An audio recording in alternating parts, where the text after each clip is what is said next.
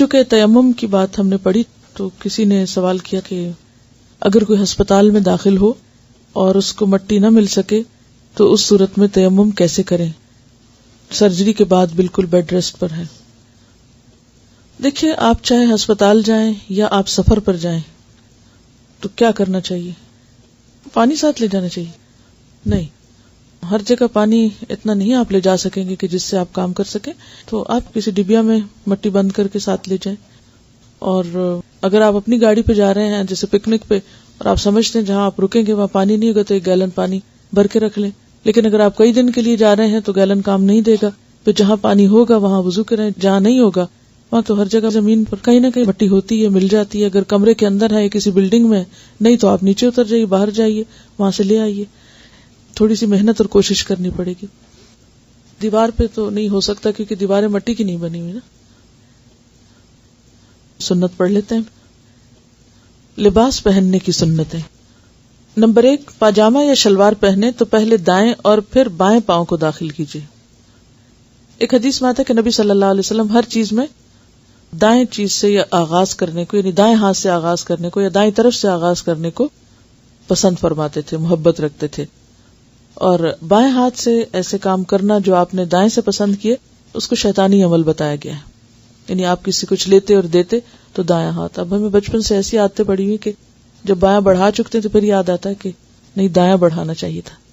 تو اللہ یہ کہ کوئی مشکل ہو، ایسی مشقت کہ جس میں انسان جو ہے اس کے لیے کوئی معذوری ہو تو اور بات ہے، ادروائز کوشش یہی کرنی چاہیے. اب آپ دیکھیے کہ اس سنت کو فالو کرنے سے کیا فائدہ ہوگا. مثلا اگر آپ نے کسی کو کتاب دینی ہے یا لینی ہے، کام یہ دائیں سے بھی ہو سکتا ہے اور بائیں سے بھی ہو سکتا ہے. دائیں سے دینے سے اجر میں اضافہ ہو جائے گا، اللہ کی محبت آپ کو نصیب ہوگی. اور بائیں دینے سے صرف کام ہو جائے گا لیکن وہ جو سنت کو فالو کرنے کا اجر ہے یا اللہ کی محبت حاصل کرنے کا ایک طریقہ ہے وہ رہ جائے گا. اور پھر اس میں بعض اوقات یہ سوال پیدا ہوتا ہے نا کہ یہ اتنی کیوں مشکل کر دی گئی، یہ اس طرح کرو کام، یہ اس طرح کرو، آزاد چھوڑ دیا جاتا ہے. تو آپ کے ذہن میں کیا آتا ہے کہ ان چیزوں میں بھی سلیقہ کیوں سکھایا گیا یا بہتر طریقہ کیوں سکھایا گیا، اس کا فائدہ کیا ہے؟ اس کے کوئی خاص حکمت سمجھ میں آتی ہے آپ کو؟ یہ تو بات ہے کہ ایک عبادت میں رہتا ہے، ثواب حاصل ہوتا ہے، لیکن اس کے علاوہ عام فائدہ کیا؟ یعنی ہم ہر وقت ایک طرح سے کانشیس رہتے ہیں، یعنی ایک شعوری مسلمان بنے رہتے ہیں کہ ہمیں ہر کام اللہ تعالیٰ کے مرضی اور نبی صلی اللہ علیہ وسلم کے طریقے کے مطابق کرنا ہے. تقویٰ کس چیز کا نام ہے؟ ایک شعوری حالت، یعنی غفلت سے زندگی بسر کرنے کا نام نہیں ہے، جو جیسے چیز آئے کر لو.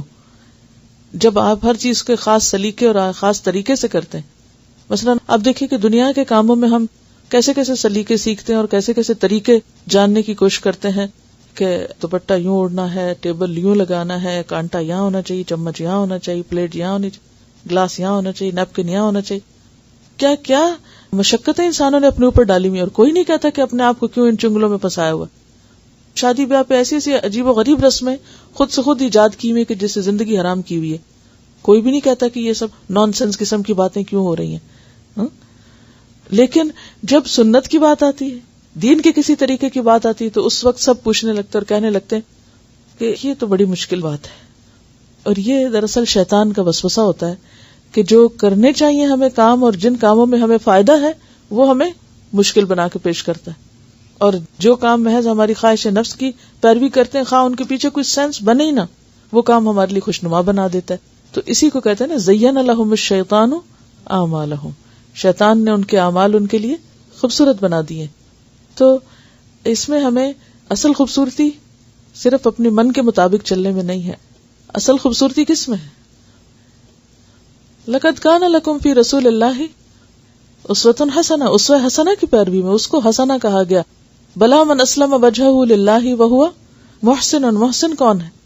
تو محسن، حسنہ، یہ سب چیزیں زندگی کا خوبصورت طریقہ اور سلیقہ ہیں جو کس سے وابستہ ہیں؟ نبی صلی اللہ علیہ وسلم کے طریقے سے وابستہ ہیں. ٹھیک ہے، اللہ کی مرضی تو شامل ہے ہی، لیکن تھوڑا سا آگے بھی تکلیف کیا کیجئے اور بات کی گہرائی میں جایا کیجئے کہ حسنہ کا لفظ یا خوبصورتی کس کو کہا گیا ہے. ہم نے خوبصورتی کے اپنے کچھ معیار کرائیٹیریا بنائے ہوئے ہیں یا کچھ اپنے اسٹینڈرڈ رکھے ہوئے ہیں من مانے قسم کے، ان کو ہم خوبصورتی کہتے ہیں، جبکہ اصل خوبصورتی کاموں کو اس سلیقے اور طریقے پر کرنا ہے جس پر اللہ کے رسول صلی اللہ علیہ وسلم نے کیا. اب دیکھیں کہ کپڑے آپ کہاں تبدیل کرتے ہیں. سب کے سامنے ہی الگ الگ. یہ وہ کام ہے نا جو آپ الگ سے سب کو کمرے سے نکال کے یا خود نکل کے کرتے ہیں, بیچ میں نہیں کرتے. اس وقت آپ ہوتے ہیں اور کون دیکھ رہا ہوتا ہے آپ کو؟ آپ کا رب دیکھ رہا ہوتا ہے. تو اس وقت اگر آپ, جبکہ کوئی آپ کو چیک کرنے والا نہیں, آپ خود ہی اپنے آپ کو چیک کر سکتے ہیں, اس وقت آپ قمیض پہن رہے ہیں یا پاجامہ پہن رہے ہیں اور کانشیسلی سنت کا خیال ذہن میں رکھ کے آپ رائٹ سائڈ سے شروع کرتے ہیں, تو اسی کا نام تقویٰ ہے, کہ جس میں انسان صرف اللہ کی خاطر کام کرتا ہے اور اللہ ہی سے ڈرتے ہوئے کرتا ہے.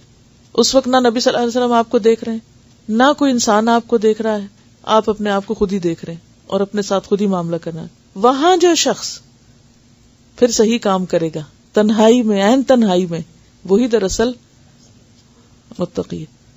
اب دیکھیں, آپ نے ایک لفظ پڑھا تھا مفلحون, ذالک الکتاب لا ریب فیہ ھدی للمتقین.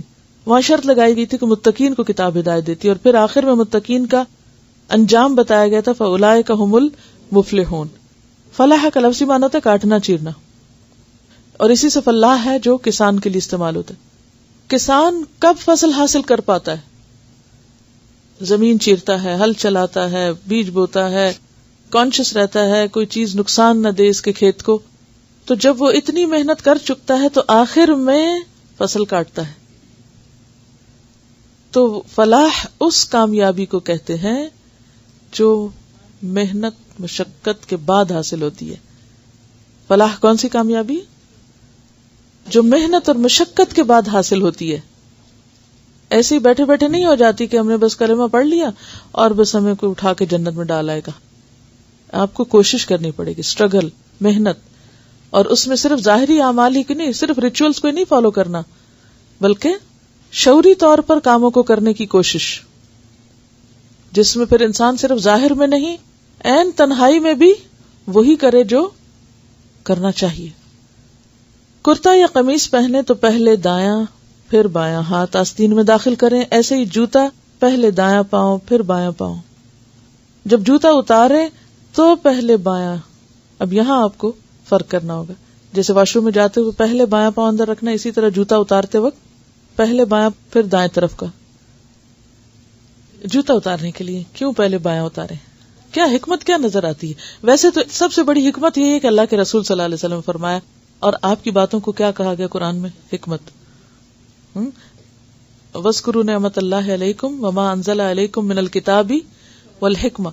تو حکمت تو ہے ہی آپ صلی اللہ علیہ وسلم کی ساری زندگی اور آپ کے جو سنت ہے, تو یہی سب سے بڑی حکمت ہے کہ آپ نے ایسے کیا. لیکن انسان ذرا اس پر بھی غور کرتا ہے نا کہ آخر آپ نے ایسا کیوں کہا ہوگا, اس کے پیچھے کیا چیز, کیا وزڈم ہوگی. جاننے میں کوئی حرج نہیں, کیا چیز ہوگی, کیوں. جوتا اتارتے وقت پہلے بایاں اتاریں پھر دایاں.